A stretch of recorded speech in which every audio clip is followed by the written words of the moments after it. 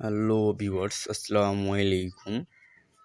কৃষি বাংলা 24 ইউটিউব চ্যানেলের পক্ষ থেকে আপনাদের সবাইকে স্বাগতম। তো বন্ধুরা, আজকে আমরা আমাদের একটু ধান খেতে আসছি আর কি। ধান খেতে কিছুদিন আগেই আর কি, মানে কালকেই আর কি স্প্রে করা হয়েছে। তো স্প্রে করার 2-3 ঘন্টার মধ্যে আর কি বৃষ্টি হয়েছে। তো বৃষ্টি হওয়ার পর মনে করেন যে একদম আগে ধুয়ে নিয়ে গেছে পানি সহ, মানে পানিতে ওষুধ একবারে গাছ ধুয়ে গেছে এমন অবস্থা। আর এই যে দেখেন গাছ কেটে কী করছে পোকা। এই যে শুকনো শুকনো যে পাতাগুলো দেখেন সেগুলো কিন্তু সব পোকায় কেটে দিয়েছে।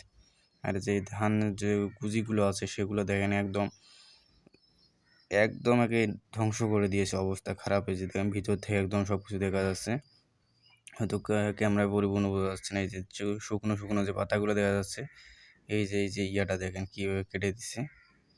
এই যে দেখেন মাথাটা দেখেন, এই যে দেখেন এখানে কিন্তু পোকা কেটে দিয়েছে আর কি। পোকা কাটার কারণে আর কি এই অবস্থা। এখানে ভিতরে পোকা আছে কি না পোকা দেখা যাচ্ছে না। তো পোকা কিন্তু এখানে কেটে দিয়েছে মানে হয়তো 2-1 দিন আগে। তো দেখেন এটা কিন্তু পচে গেছে, মানে গাছের যে রসটা সেটা আর উঠতে পারেনি, তো এটা পচে গেছে। তো এইখানে দেখেন, এই যে দেখেন কতগুলো করে গাছ কেটে দিয়েছে এক একটা থোপে, মানে ধানের থোপে আর কি। এই যে দেখেন কতগুলো, মানে মানে গাছের যে মেন কুশিগুলো, সেই আগালের সে কুশিগুলোই কেটে দিয়েছে। এই যে দেখেন একসাথে কয়েকটা করে কুচি বার হচ্ছে। এই যে দেখেন কতগুলো করে গাছ কেটে দিয়েছে। এগুলো মূলত অনেকে বলতেছে মাজরা পোকা। তো মাজরা পোকার স্প্রে করে দেওয়া হয়েছে, কিন্তু স্প্রে করার কিছুক্ষণের মধ্যে বৃষ্টি হওয়াতে কাজ মনে হয় একটু কম হয়েছে আর কি। কাজ কিন্তু মোটামুটি হওয়ার কথা আর কি, ভালো ওষুধই দেওয়া হয়েছিল। তো দেখেন এই সব গাছ একসাথে কেটে দিয়েছে। আশেপাশে গাছগুলো দেখেন কত সুন্দরভাবে আছে। আর যেই গাছগুলো কেটে দিয়েছে এগুলো কিন্তু একদম ওগুলাতে ছোটোতে মানে বসে যাওয়ার মতো দেখা যাচ্ছে। আর কিছু কাঁচা গাছ আর কি কেটে দিয়েছে, সবগুলোই না। এই যে দেখেন কত সুন্দরভাবে গাছগুলো আমরা সারটা দিয়ে গড়ে তুললাম, আর সেই গাছগুলোকে পোকা কেটে অবস্থাটা কী করছে। এই যে এতে মাঝে মাঝে এই জমির মাঝে মাঝে এরকম কিছু ধানের গুঁজি দেখতে পাবেন। এগুলো মূলত কিছু কারণ আছে। তো এই যে এইখানেও দেখা আছে। তো এই গাছগুলো মূলত কিছু সমস্যা থাকে। সমস্যাটা হলো এই গাছের যে গুজিগুলা গোড়া যে শিকড় থাকে, সেই শিকড়গুলো বেশি দূর যেতে পারে না।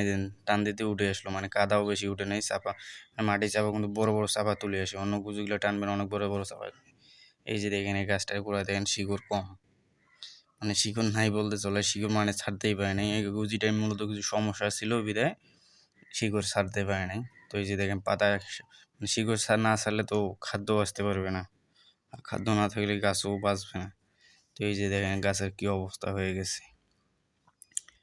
তো এই যে এখানে মানে যেখানে যাচ্ছেন আর কি সেখানে এরকম পাওয়া যাচ্ছে এখনো, মানে ওষুধ যে কী কাজ হয়েছে কি না হয় তা ঠিক বলা যাচ্ছে না। তো এই যে দেখেন কীভাবে গাছটা কেটে একদম বসাই দিয়েছে মাটি, মানে অন্য গাছে তো একদম মাটির সাথে বসাই দিয়েছে।